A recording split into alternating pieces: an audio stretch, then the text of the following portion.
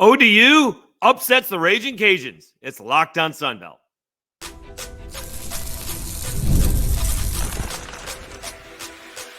You are Locked On Sunbelt, your daily podcast on the Sunbelt Conference, part of the Locked On Podcast Network, your team every day.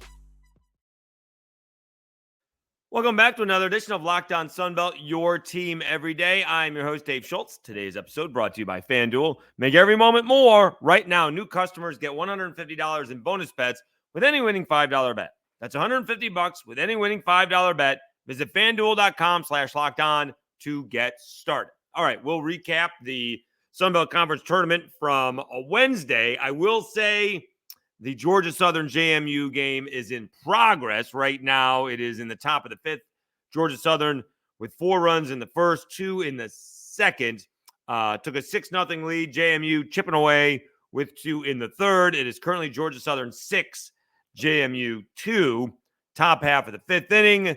Winner gets ODU. Loser gets the Ragin Cajuns. And how about those ODU Monarchs? Got a win yesterday or 2 days ago against South Alabama. Came from behind to win that one. Jumped on top of Chase Morgan, the freshman of the year, maybe a freshman All-American. And, you know, the Cajuns were never in this game. And this is why baseball, I don't think this was a fluky game. ODU is better today, much better. But the reason it's not like a football or basketball is that not necessarily the best athletes can win the game, per se, right? And you can get back in the game with a turnover in football. You can hit threes in basketball. There's no way to do that. It is the pitcher, basically. And ODU outpitched and outhit the Cajuns, flat out. Chase Morgan looked like he was going to go 1, 2, 3 in the first.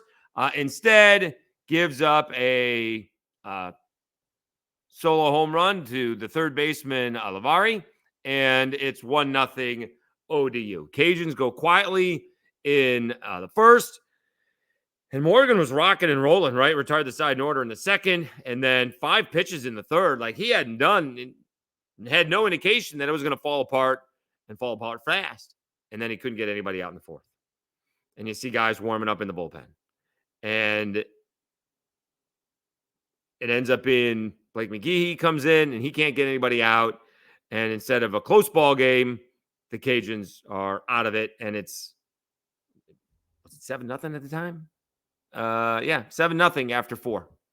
7-0 heading to the bottom of the fourth. And you're basically done. Blake Marshall came in, finally got out of the inning, pitched a little bit. Jared Tollett came in, and he pitched well. And who pitched at the end? Did I see? It was Cash pitched an inning, and Murphy Brooks pitched 2/3 of an inning. He's only had 3 outings in the last month of the season. But give credit to ODU. All right, the manager said, coach said, we came here to win it because that's the only way we're getting in the NCAAs. Cajuns are in it, right? And they're not helping their status any by losing to ODU. The big question now is, for Cajuns fans, where's Andrew Herman? And why is Chase Morgan going on short rest? Now, remember, everyone basically is going on short rest.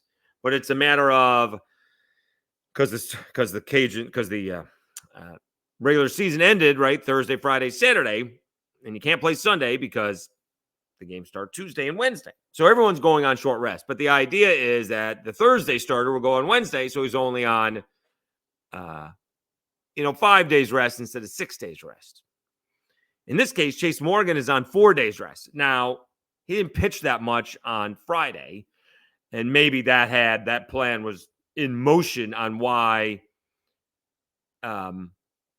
he pitched the end of the suspended ball game although the Cajuns had already secured the regular season title because Southern Miss lost, that he only pitched those 3 innings because they knew he was going to pitch on the short rest instead of having him pitch 5 or 6 or 7 innings in the regular scheduled game when Jack Martinez started that ball game. So, and Carson Fluno apparently is also going on short rest because he pitched Saturday and now he's pitching Thursday. So now all of a sudden this vaunted Cajuns pitching staff, we don't know where it is. Andrew Herman, is he banged up? Hasn't pitched all that well, but that was kind of working. He goes 3 or 4 and then bring in LP Langevin, and they didn't do that. And a couple weeks ago, Matt Deggs said, we're going to go with what has been working, and they went away from what has been working. So we'll find out. Again, the Cajuns get the loser of Georgia Southern and James Madison. That'll be at 12:30. The winner gets ODU.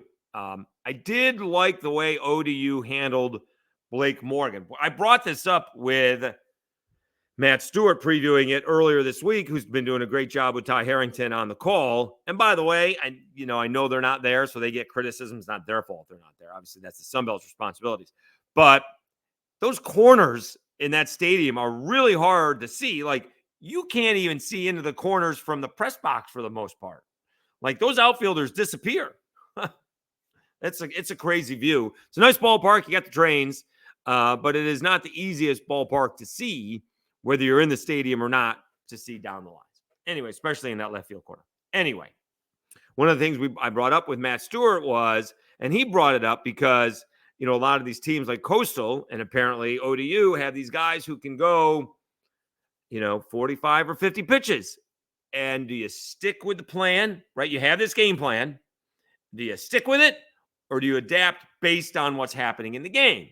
One would think that Blake Morgan was going out there to throw 50 pitches. But in this case, he got a 7-0 lead. Let's keep him going. And so they knew this going in. They let him go back out there for one more inning, gave up a base hit to John Taylor and yanked him, which basically he said, let me go out there. If I give up a base hit or a guy reaches, you can take me out, which the coach said very adamantly, I'm not sure I would have done that at 1-0, but it was 7-0, so we had a little bit of room to work with. I think it was Ben Moore came in after that and, mowed down the Cajuns for 4+ innings. Cajuns bats got going at the end of the game. Trey LaFleur with a home run, DeBarge with a double, and Taylor with a 2-run home run. But as I posted, a little bit too little and a little bit too late for the Cajuns. As people posted that, it doesn't really hurt their RPI. But again, losing is one thing, but sorry to put it this way, getting your ass beat is another. And they got their ass beat. All right. They got outclassed. I don't think there's any bad defense in the game or even bad decisions, but they got out-pitched and out-hit. We'll see what happens later today. All right. So we got a bunch more baseball coming today. And again, we'll update you throughout this podcast. Thing is, the game's not going to end for another hour, which would mean I'm not going to bed for another 2 hours, and I'm going to bed sooner than that. Sorry, maybe a little bit too much information. All right, let's talk about, let's take a timeout. We'll come back. Troy with a come-from-behind win. I think they needed that. And Southern Miss advances as well. We'll do that after I tell you about Yahoo Finance.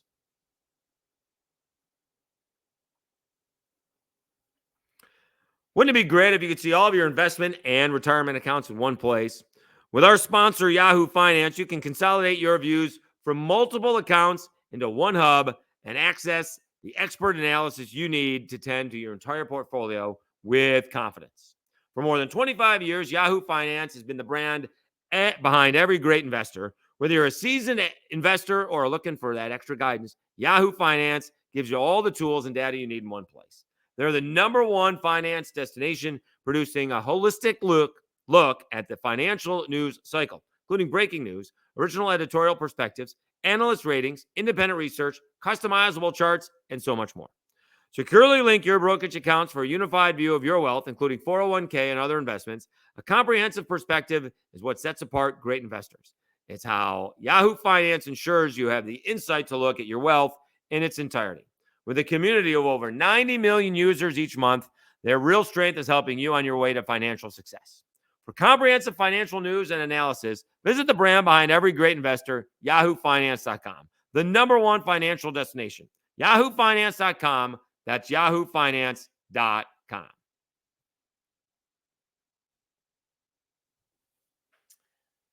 All right, Dave Schultz, Locked On Sunbelt, your team every day. Let's continue talking about the Sunbelt. I also looked at Teddy Cahill on Baseball America.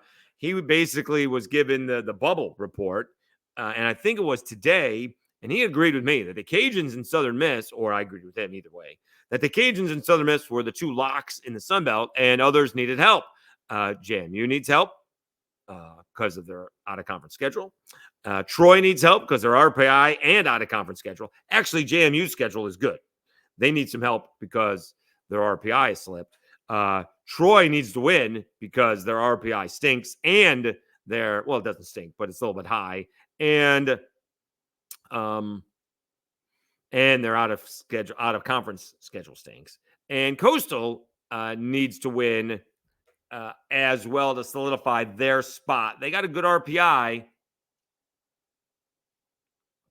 But again, a group of 5 team on the bubble is nowhere you want to be. So Coastal Carolina gets that win over Georgia State. Troy falls behind App State 4-0. It was quite the game as a pair of 2-run home runs for App got them on the board very quickly. And all of a sudden, Troy's season is slipping away, right? Let me see. I got to get this right. It was CJ Boyd. Sorry about that. CJ Boyd's had a pair of 2-run home runs, and Troy's season is slipping away. The 3 seed is on the outside looking in. I think if you're in the 30s and you got an RPI going up against a group of 5 team going up against a Power 5 team, you're not sleeping well on Sunday night heading into Memorial Day. Well, Troy responds. Maybe, I cracked a joke. The 9 a.m.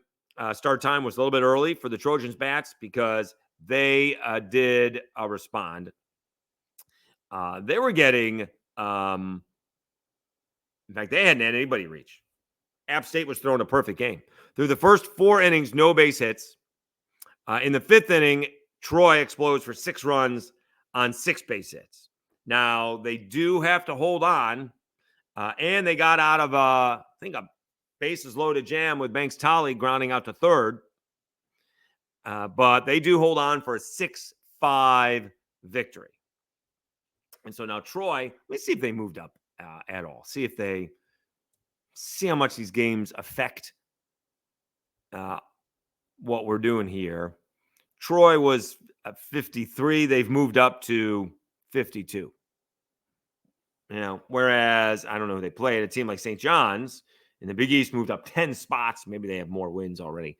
They're right behind Troy at 53. So Troy is sitting at 52. I still don't think that's enough. You got to come away with another win. Well, they'll get the winner of Southern Miss and Coastal. And this was another really good ball game, right? Again, the Troy beats App, falls behind 4-0, comes back, takes a 6-4 lead. App makes it 6-5, and then Troy has to hang on. Coastal and Southern Miss talk about putting up zeros. I think it was 0-0 into the 8th. And, Southern Miss is ending up playing a, not your typical 7 seed in, Coastal Carolina. And they're going toe for toe. Let's hear these pitching numbers. Oldham for Southern Miss, 7 innings, 1 hit, 2 walks, 9 strikeouts. For Coastal, Weicker, 6 innings, 2 hits, no runs, a walk, and 5 punch-outs. So the 2 starters combined for 13, 13 innings of shutout baseball, if you will. All right. Smith pitched 1 inning in relief of Coastal, And then it got away from them. The bullpen for Coastal could not get it done as Southern Miss explodes for 5 runs in the 8th inning and win it 5-0. Slade Wilkes, which is a great name, a big double, 2-run double, and Montessori with a 3-run home run to put any thoughts of coming from behind out of Coastal's mind. Coastal still moves. We're playing losers bracket. And so you get Southern Miss and Troy. Let's see if Southern Miss moved up, because Coastal's got that good RPI. Southern Miss, they're up 4. They're 30th. So they're in good shape to get a number 2 seed, if you will, in a bracket. All right. So now let's take a timeout. We'll come back. We'll see who's got what coming up today. We'll update you. It's the top of the 6th. Georgia Southern leading James Madison 6-2, 1 on and 1 out. So we'll preview tomorrow's games, except we don't know with the whole James Madison and Georgia Southern and Cajuns and ODU, but we'll go with what we've got. All right, we will do that when we come back after I tell you about FanDuel.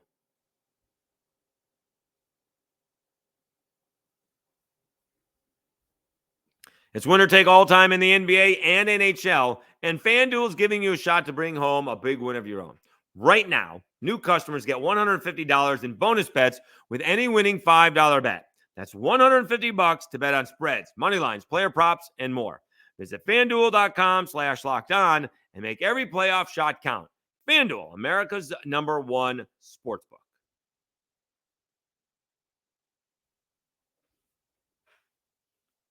All right, let's see if we can figure this out. Well, let me see if the Sun Belt actually has a bracket filled out, an updated bracket filled out for me. You think they have that? Just because I can't find it doesn't mean they haven't. They might not have it. Let's see here. Because the Cajuns are playing at noon on the loser side. And we know ODU is playing at 7:30 on the winner's side. Let me see if we got. I don't think the bracket is. No, I don't think it's updated. Okay, it's not. Okay, so I don't have my glasses. I'm not sure if that would help. Anyway, all right. So let's see what's coming up on a Thursday. To begin with, all right. So on Thursday, the Cajuns are going to be hosting, are going to be playing JMU or Georgia Southern at, well, I was going to say 12:30, but they are. That's the case. But you will actually have, on the other side, they're first. So you actually have App State playing Coastal Carolina. That's a big game for Coastal. That's almost like a must-win for Coastal Carolina. I still think they're in it, right? They're mid-30s. Didn't I say that? Coastal Carolina's 33. It's going to be tough for them not to get in, right? They're going to do everything they can for Gary Gilmore, so they're probably in. You don't want to lose to App State. But so App State and Coastal Carolina will be playing at 9 a.m. on Thursday. All right. And that should be a pretty good ball game. All right. We'll see. Coastal, here's the problem. Coastal anyways. Coastal's playing their 3rd game in 3 days. All right. They used a little bullpen, although the bullpen didn't get it done late. Those guys also didn't pitch a whole lot, right? The first 2 guys went 7 innings. So they didn't pitch a whole lot, although not effective in the 8th inning. So you got App State taking on Coastal at 9 a.m. More breakfast baseball. Love it. I won't. Will I be here? No, the Orange Theory class starts at 8:15, so I'll be a little bit late. But we'll see most of the game. Cajuns then go at 12:30. They will take on JMU or Georgia Southern. Again, Georgia Southern leading that ball game 6-2 in the sixth inning. Then on Thursday, we go back to the other side of the bracket, and you get Southern Miss, number 2 seed, taking on Troy, number 3 seed. I still think Troy needs this. And in fact, Troy may need to win 2 more games to get into this. I'm not sleeping easy if I'm Troy, if I'm sitting in the 50s or high 40s. I don't know how much more how high they can get, right? I mean, if you beat Southern Miss, I mean, could they pull a Cajuns last year, lose to Southern Miss, and then beat Southern Miss twice? I mean, obviously, you're not going to do that intentionally, but that would help the RPI other than winning the tournament. That would help the RPI. That's how the Cajuns got in, losing to Coastal and then beating Coastal Carolina twice before succumbing to Southern Miss. So I think that's a big game for Troy. If they can win that one, they're certainly sitting in good shape for the weekend. All right. On the other side, you do have ODU taking on the winner of Georgia Southern and James Madison, and that'll be later on at 7:30. Now, I'm trying to figure out, let's see where we are here. Okay, so the Friday games are the loser of those winner bracket games, if you will, and the winner of the loser, who lost on Wednesday.